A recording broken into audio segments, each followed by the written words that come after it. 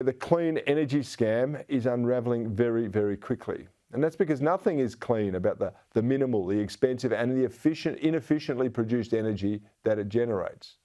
And the global move towards this folly is destroying the lifeblood of modernity. That is, cheap and abundant electricity. It powers our way of life.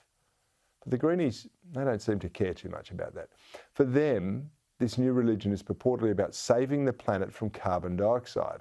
Now, that may appeal to the intellectual minnows, but those with triple-digit IQs know that this move is all about control. And in that respect, the green movement is old-fashioned Marxism presented under a green cloak. It's a political agenda where the ends, again, are justified by the means.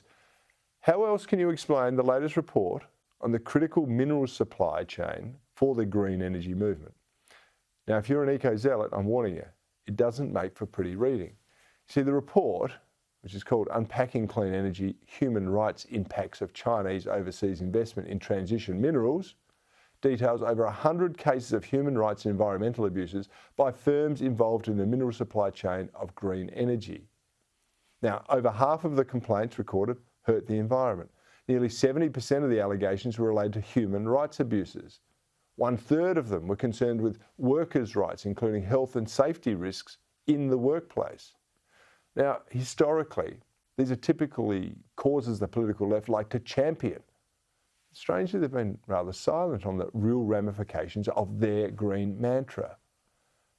And the report was limited because it was focused on the infringements by Chinese companies that are pursuing copper and cobalt, lithium, nickel, manganese and zinc, chromium, aluminium and other rare earth elements, but they're all the critical elements for manufacturing solar panels, for wind turbines and for electric vehicle batteries, I should say. And I'll remind you the Chinese also use slave labour to manufacture these products, which are then shipped worldwide so that Westerners can signal their virtue while simultaneously destroying their own way of life.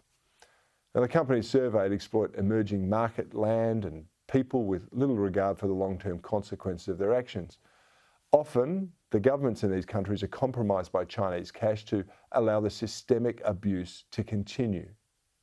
This is the dirty secret of the global environmental movement, and it's one that no one seems to want to address.